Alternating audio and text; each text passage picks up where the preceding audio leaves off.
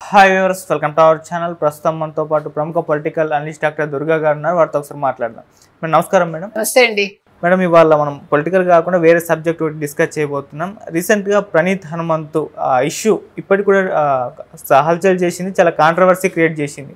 ఆ ఇష్యూ జరగడం ఏంటో కానీ ఇప్పుడు ఒక కొత్త చర్చకు అయితే దారితీసింది. అంటే చైల్డ్ అబ్యూజ్ కానివ్వండి, ఉమెన్ అబ్యూజ్, ఈ విధంగా కామెంట్స్, ఈ డార్క్ కామెడీ పైన చాలామంది చర్చించుకుంటున్నారు. ఇప్పుడు ప్రణీత్ హనుమంతుకు చూస్తే మేడం 14 రోజుల రిమాండ్ విధించారు, జైలు కూడా తరలించారు. అసలు ఈ డార్క్ కామెడీని, ఇటువంటి కామెంట్స్ని ఎటువంటి శిక్షలు ఉండాలి, దీన్ని ఎలా అరికట్టాలి, దీనిపైన మీ విశ్లేషణ ఏంటి మేడం? అసలు ముందు ఈ డార్క్ కామెడీ అనేది అసలు ఎందుకు స్టార్ట్ అయింది అది చూస్తే మనం, అంటే మనిషి తను చెప్పుకోలేని అంశాలని ఈ విధంగా డార్క్ కామెడీ రూపంలో చెప్పి అది అవతల వాడిని అంటే ఆలోచింపచేసేదిగా చేసి అర్థం చేసుకునేలా చెయ్యాలని ఒక భావన కావచ్చండి. కానీ ఇది ఎంతవరకు అంటే మన సొసైటీకి సరిపోతుంది అది కూడా ఆలోచించాలి. ఈ డార్క్ కామెడీని పక్కన పెడితే ముందు అసలు మొన్న జరిగిన ఇన్సిడెంట్ చూస్తే, ఆ తండ్రి కూతురు ఇన్సిడెంట్ మనం గమనించాల్సింది ఏంటంటే, అంటే నేను చూసినంత మట్టికి నాకు అనిపించింది అసలు బెల్ట్ తీయటం ఏంటి నెంబర్ 1 అంటే భయపెట్టడం. మనం పిల్లల్ని ఏం చేస్తామంటేనండి, మీరు కనుక చూసారంటే కొంచెం అందంగా బొద్దుగా ఉండే పిల్లల్ని బుగ్గలు గిల్లడం, బుగ్గలు ఇలాగ నలిపేయడం, ముద్దులు పెట్టుకోవటం, ఈ మగవాళ్ళు ముందు ఇలాంటివన్నీ కూడా చైల్డ్ అబ్యూస్ కిందే నా దృష్టిలో అండి. ఎందుకంటే అదొక ఆనందం వాళ్ళకి.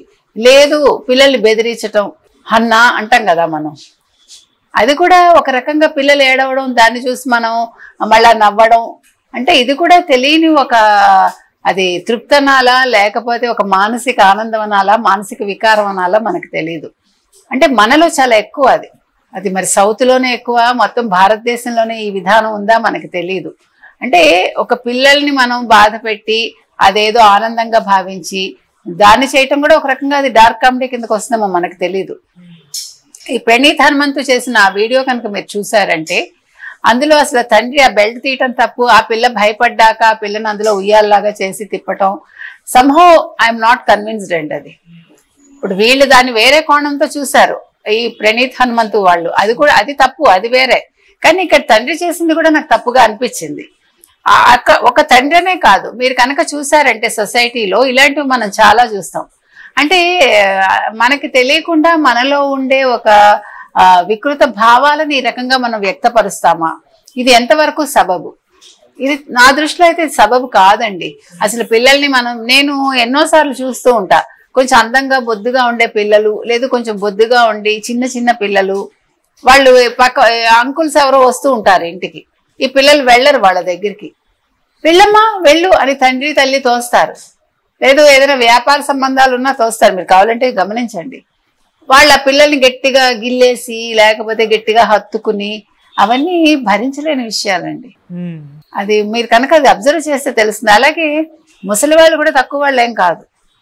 ఎందుకంటే ప్రతి ఆడపిల్ల కొద్దో గొప్ప ఈ చైల్డ్ అబ్యూజ్ అనేది చూస్తుంది చిన్నతనం నుంచి.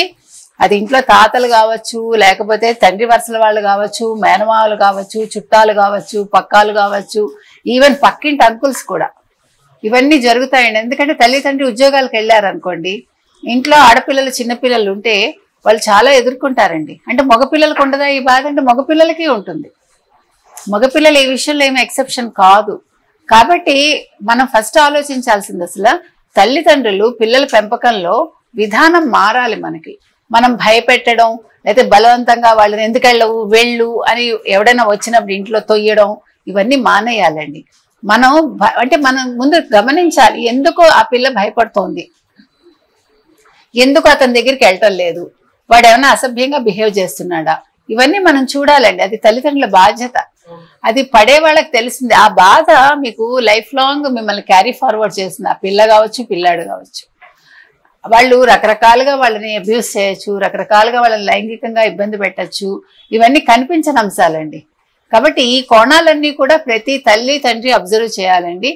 తండ్రులు కూడా వాళ్ళని బెదిరించడం, లేకపోతే బెల్ట్తో కొట్టడం, లేకపోతే అదేదో సంతోషం అనుకోవడం, లేకపోతే మనం హన్నా అని బెదిరిస్తాం పిల్లల్ని, లేకపోతే వాళ్ళ బుగ్గలు గెల్లుతాం, లేకపోతే వాళ్ళని గట్టిగా అరుస్తాం వాళ్ళ మీద, వాళ్ళు ఇలా హడిలిపోతారు చూడండి. పిల్లల బిక్క చచ్చినట్టు అయిపోవడం అంటాం. అయ్యాక మనం నవ్వుతా, నేను ఊరికే అన్నాను నిన్ను అంటాం మనం. అది కూడా తప్పే కదండి. ఆ గుండె ఎంత వేగంగా కొట్టుకుంటుంది. అంటే సైకలాజికల్ గా ఎంత బాధపడుతుంది ఆ బేబీ ఎవరైనా సరే, వెదర్ బాయ్ ఆర్ గర్ల్. కాబట్టి అసలు ఇప్పుడు ప్రణీత్ హనుమంతు విషయంలో కూడా ఇప్పుడు ప్రణీత్ హనుమంతు ఒక్కడే తప్పులు చేస్తున్నాడా? ఈ డార్క్ కామెడీ అనేది అతను ఒక్కడే చేస్తున్నాడా? ఇంకా ఎంతమంది చేస్తున్నారు? వాళ్ళవన్నీ కూడా చూడాలి. ఇప్పుడు ఈ సైబర్ క్రైమ్ వాళ్ళు చేయాల్సిన పని ఏంటంటే ఇట్లాంటి వీడియోస్ ఎవరెవరు చేస్తున్నారు, అసలు సోషల్ మీడియాలో వచ్చే వీడియోస్ లో ఇట్లాంటి కంటెంట్లు ఏముంటున్నాయి, ఏమైనా ఫోన్ కంటెంట్స్ ఉంటున్నాయా, లేదు వీళ్ళు ఏమైనా వల్గర్ గా చేస్తున్నారా, వాటి ఇంపాక్ట్ పిల్లల మీద ఉంటుందా? ఎందుకంటే మీరు ఇప్పుడు ఈ అరచేతిలో స్వర్గం ఏదైతే ఉందో ఈ సెల్ ఫోన్ ని మీరు వాళ్ళ దగ్గర నుంచి తీసుకోలేరు. ఇప్పుడు చిన్న చిన్న పిల్లలు కూడా వాటికి ఎడిక్ట్ అయిపోతున్నారు. సో వాళ్ళు ఏం చూసి పెరుగుతున్నారండి? కాబట్టి ఇది ముఖ్యంగా సైబర్ క్రైమ్ వాళ్ళ ఆఫీసర్స్ ఎవరైతే ఉంటారో వాళ్ళు చేయాల్సిన పని ఏంటంటే సోషల్ మీడియాలో వస్తున్న కంటెంట్లన్నీ వాళ్ళు చూడాలి. ఎస్పెషల్లీ డార్క్ కామెడీ ఏదైతే ఉందో వాళ్ళలో తప్పులు చేసిన వాళ్ళు ఉన్నారా, ఒప్పు చేసిన వాళ్ళు ఉన్నారా చూడాలండి. నెంబర్ 1. నెంబర్ 2, మీరు యానిమల్ సినిమా వచ్చిందండి, కొన్ని వేల కోట్లు వచ్చింది. రణబీర్ కపూర్ ఎంత అసహ్యంగా ఉందండి. భార్యను కొట్టి మళ్ళా తన దగ్గరికి తీసుకుంటాడు. ఆ సినిమా అంతా మీకు అదే నడుస్తుంది. అంటే విపరీతమైన ఒక అబ్యూజే అది కూడా. ఆ హీరోయిన్ ని మళ్ళా దగ్గరికి తీసుకోవటం, మళ్ళా బలవంతం చేయటం. అంటే ఒక మనిషికి, అది ఆడ కావచ్చు మగ కావచ్చు, మీరు తాళి కట్టినంత మాత్రాన వాళ్ళకి మీ కోరికలు తీర్చాల్సిన అవసరం లేదండి. అమ్మాయి ఒప్పుకోకపోతే భర్త అయినా కూడా అది మీకు రేప్ కిందకే వస్తుంది. కాబట్టి ఇలాంటి విషయాలు అసలు యానిమల్ సినిమా మీద ఎవరు కూడా ఖండించలేదు మీరు చూసారంటే. మరి ఆ సినిమా తప్పు కానప్పుడు ప్రణీత్ హనుమంత్ చేసిన తప్ప? ఇదొక క్వశ్చన్ మార్క్ మనకు ఉంటుంది. ఎందుకంటే ఆ సినిమాలో లాస్ట్కి వాడు మళ్ళీ భార్య దగ్గరకు వస్తాడు, భార్య యాక్సెప్ట్ చేయదు అనుకోండి. ఇట్లాంటివి చాలా జరుగుతాయండి. మీరు పాత సినిమాలు చూసారంటే ఉంటాయి ఇలాంటివన్నీ కూడా. ఇప్పుడు వచ్చే యాక్చువల్గా మీకు కొత్త కొత్త డైరెక్టర్స్ కావచ్చు, లేకపోతే హీరోలు కావచ్చు, ఆ డైలాగ్స్ కావచ్చు, మరొకటి కావచ్చు, అవి కూడా అబ్యూజివ్ గానే ఉంటున్నాయి. ఏంటే ఓరే ఓసే అనుకుంటూ మాట్లాడుకోవడం, రారా పోరా అంటే ఒక రెస్పెక్ట్ అనేది పోయింది. దగ్గరతనం వేరండి. ఇవన్నీ కూడా అంటే వినటానికి కూడా ఇవి కూడా ఒక రకంగా అబ్యూస్ కిందకే అనిపిస్తాయి మనకి. కాబట్టి సినిమాల్లో ఎటువంటి కంటెంట్ వస్తుంది, డైరెక్టర్స్ ఎట్లాంటి డైలాగ్స్ ఇస్తున్నారు, డైలాగ్స్ వల్గర్ గా ఉన్నాయా లేదా, వాటి ఇంపాక్ట్ పిల్లల మీద ఉంటుందా? ఇప్పుడు కొన్ని పదాలు ఎంత క్యాజువల్ అయిపోయాయంటేనండి, చిన్న చిన్న పిల్లలు అసలు పదాలు వింటుంటే వీళ్ళు ఏంటి ఇట్లా మాట్లాడుతున్నారు, మనం ఎప్పుడు ఇలా మాట్లాడలేదే. అసలు చిన్న తేడా వస్తే పెద్దలు కొట్టేవాళ్ళు, మీకు తెలిస్తే కనుకైతే. ఇప్పుడు జనరేషన్కి అది లేదండి. ఒక 25 years లోపు వాళ్ళందరూ కూడా చిన్నపిల్లల నుంచి పెద్దవాళ్ళ వరకు ఒకే సార్ట్ ఆఫ్ వాళ్ళ కమ్యూనికేషన్ అలాగే ఉంటుంది. ప్రతిదీ చాలా క్యాజువల్ గా, చాలా అంటే చులకనగా, అసలు మాటలు కావచ్చు అదంతా కూడా ఫన్ అనుకుంటున్నారు. వచ్చిన ప్రాబ్లం ఏంటంటే అలా మాట్లాడటమే కామెడీ అనే ఒక స్థితికి వచ్చారు. కాబట్టి డార్క్ కామెడీ చేసే వాళ్ళు దాన్నే తీసుకుంటున్నారు కంటెంట్ కింద. ఇప్పుడు అక్కడ తండ్రి బెల్ట్ తీయటం ఎంత తప్పు, మీకు ఫస్ట్ థాట్ వేరే రకంగా పోతుంది. అది మీరు ఆ సీన్ కనుక చూసారంటే అది ప్రణీత్ హనుమంతు అలా చేయటానికి కారణం కూడా అతను బెల్ట్ తీయటం అనేది తప్పు. నన్ను అడిగితే ఇతన్ని మనం సమర్థించట్లేదు, ప్రణీత్ హనుమంతు చేసింది తప్పే 100%.